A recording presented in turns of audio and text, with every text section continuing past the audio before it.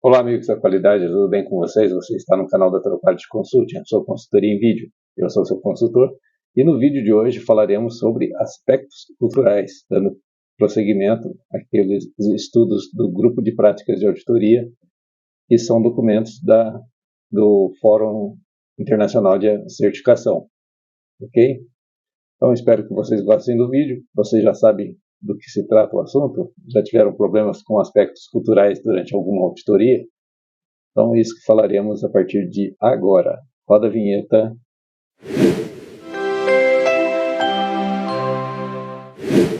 Então, falaremos sobre aspectos culturais. Seguindo para a introdução, durante o curso de sua carreira, os auditores podem ser obrigados a auditar organizações com vastas diferenças culturais corporativas internas e em diversas culturas étnicas, sociais, econômicas, políticas ou religiosas. É importante que os auditores sejam sensíveis a estas questões culturais, a fim de evitar possíveis conflitos, mas ao mesmo tempo permanecer imparcial na realização da auditoria e alcançar o objetivo da auditoria. Qual é o objetivo da auditoria?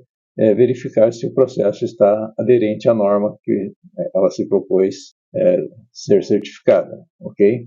Os auditores também precisam ser capazes de se expressar em termos que sejam compreendidos, especialmente onde o idioma é um problema. Então, naqueles locais onde você vai fazer uma auditoria e o pessoal geralmente não fala a mesma língua, ou não fala a nossa língua, o português, ou não fala uma outra língua que o auditor compreenda, né? É importante lembrar que cabe aos auditores a responsabilidade de se ajustar às competências linguísticas do auditado e que a falta de competências linguísticas por auditados não devem prejudicar o resultado da auditoria. Então, se o auditado não souber se expressar na nossa língua ou na língua que o auditor entenda, isso não vai afetar o resultado da auditoria, certo? Ele pode usar de um intérprete para auxiliá-lo. Além disso, podem haver diferenças culturais e aspectos linguísticos em partes separadas da organização. Por exemplo, em corporações multinacionais. Você pode ir a uma corporação multinacional onde num país fala-se uma língua e a língua natal da multinacional, né, a língua da matriz da multinacional, e em outro país fale outra língua e também a língua da matriz da multinacional. Isso é bem comum. Partindo para a orientação, os aspectos culturais precisam ser considerados durante todas as etapas da auditoria. E quais são essas etapas? Planejamento, a execução da auditoria, propriamente dito, e a sua conclusão, onde você vai reportar o resultado e as constatações da auditoria.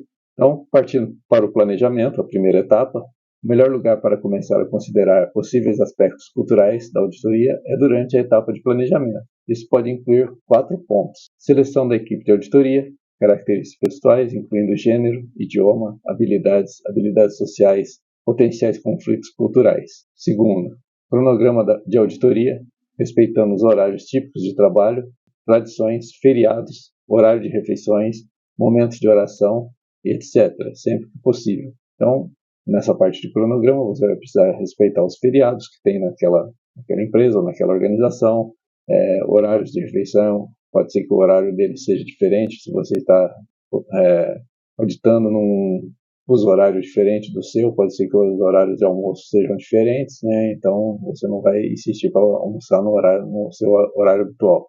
Respeitar momentos de oração, se você estiver auditando uma empresa que tira ali um momento para se fazer uma oração, geralmente em empresas que tenham pessoas que são muçulmanas ou de alguma religião que tem um momento próprio de oração, você tem que respeitar aquele horário e programar a auditoria para atender nesses horários, ou deixar de atender nesses horários, né? Finalizar a auditoria antes desses momentos. Continuando o planejamento, considerar a necessidade de tradução independente e de alocar recursos de tempo extra. Ou seja, se você vai ter um problema que você vai ter que falar com alguma pessoa que vai exigir que você gaste um tempo para a tradução, ou que um intérprete faça a tradução do que você está falando para poder o auditado entender, então você tem que planejar de acordo com o tempo, um tempo extra exatamente para essa finalidade. Conscientizar a equipe de auditoria sobre quaisquer áreas de potencial sensibilidade cultural. Então, orientar o pessoal da equipe de auditoria, né, se você estiver auditando com mais de uma pessoa, um grupo de auditores, orientar sobre aquelas áreas onde a possibilidade de uma sensibilidade, um potencial de sensibilidade cultural ali, seja pelo idioma, seja pelo vestimenta, ou seja pelo costume de alimentação, alguma coisa assim. Então, é bom orientar seu pessoal. Continuando a orientação sobre aspectos culturais, sempre que possível é desejável utilizar auditores que estejam familiarizados com as línguas e costumes. Alternativamente, pode ser apropriado procurar orientação antes de realizar a auditoria. Então, sempre utilizar pessoas que estejam acostumadas com a língua, os costumes das pessoas ali, né? Se você conhece uma equipe, alguém na sua equipe que está acostumado a falar inglês ou falar chinês, ou mesmo falar árabe, então é bom ter essa pessoa na sua equipe quando você for auditar alguma organização que tenha esse tipo de cultura. Quaisquer aspectos culturais significativos devem ser avaliados durante o estágio 1 da auditoria de certificação inicial e pode ser apropriado fazer modificações antes do estágio 2 e auditorias subsequentes. Então, você vai verificar esses aspectos culturais durante aqueles estágios de auditoria. O primeiro estágio lá de auditoria de certificação inicial e no segundo estágio, que é a própria auditoria de certificação propriamente dita. Se você não sabe como são divididos esses estágios, vou deixar um card aqui com um vídeo que vai falar exatamente sobre isso. Um vídeo que eu gravei sobre auditorias em 2 etapas, ok? Continuando, passamos aqui para a cultura interna corporativa. Isso aí se divide em 3 aspectos. Primeiro, o grau de formalidade e o dress code, ou seja, o código de vestimenta, né? Os auditores podem ficar em desvantagem psicológica se estiverem vestidos informalmente demais, e a maioria dos organismos de certificação possui códigos de vestimenta para resolver isso. Igualmente importante, porém, e muitas vezes ignorada, é a possibilidade dos auditores serem vestidos demais, né? Correndo o risco de ficar desconfortável e inibir o auditado e afetando o resultado da auditoria. É aquele caso que o auditor está muito formal, o tipo de organização que ele vai auditar, ou ao contrário, né? Ele está tão informal e o pessoal da organização está muito formal. Então, isso aí pode afetar e causar algum constrangimento de ambas as partes, tanto para o auditor quanto para o auditado. Então, é sempre bom ele estar vestido de acordo. Algumas auditorias, alguns organismos de certificação têm um código de vestimenta, né, para orientar os seus auditores de como se vestir na auditoria. Uma dica útil ao se preparar para uma auditoria é vestir-se como os diretores da organização. Então, procurar saber como os diretores da organização se vestem para se vestir de forma correspondente. Auditar uma fazenda em um país tropical exige um código de vestimenta muito diferente de auditar um banco de investimento em uma grande empresa financeira na capital de um clima frio.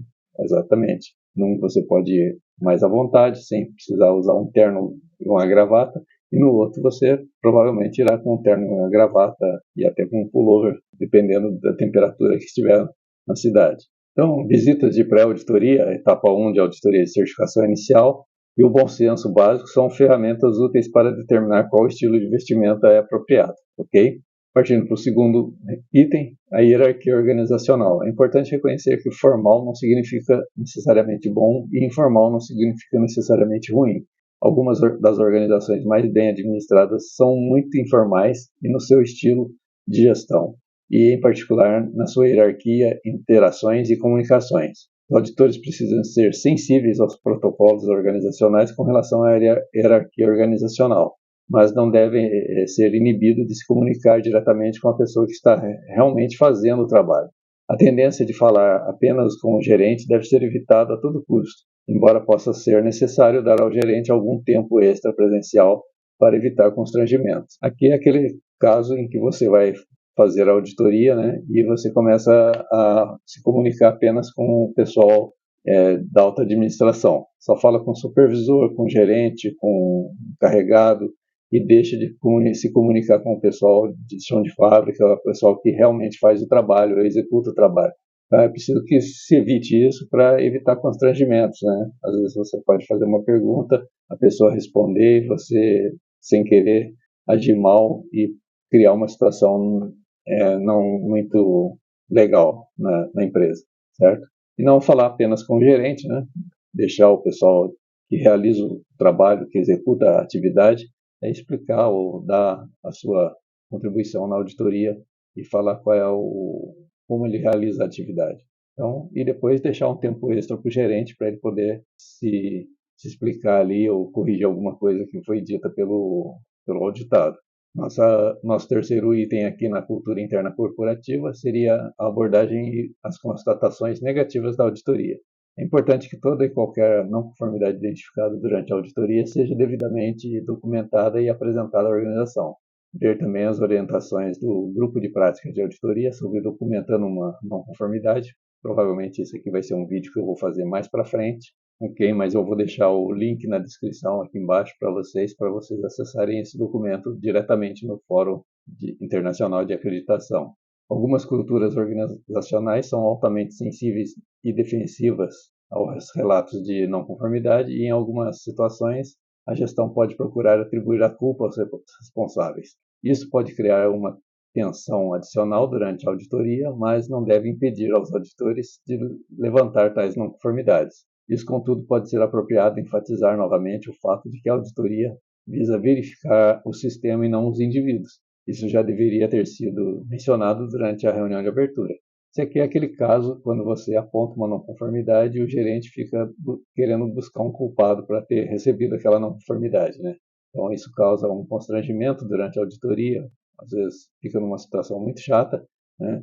Mas isso tem que ser levantado durante a reunião de abertura para explicar a todos que a auditoria está ali para verificar o sistema de gestão, os processos, as atividades e não os indivíduos que estão realizando as atividades. Se houver algum problema, alguma não conformidade, é claro, isso vai promover uma melhoria no serviço da pessoa, né? Ninguém está ali querendo tomar uma não conformidade porque quer.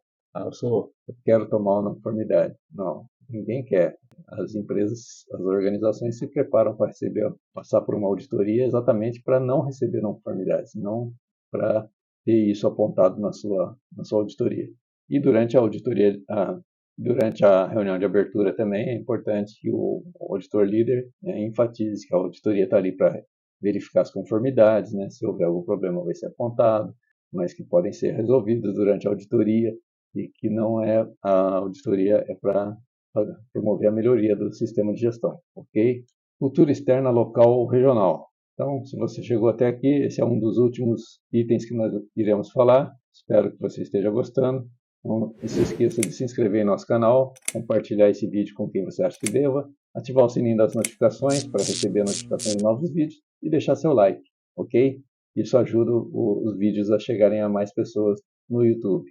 Então, continuando, não é realista fornecer orientação detalhada sobre todas as situações culturais que os auditores necessitem abordar. No entanto, algumas orientações básicas sempre serão úteis.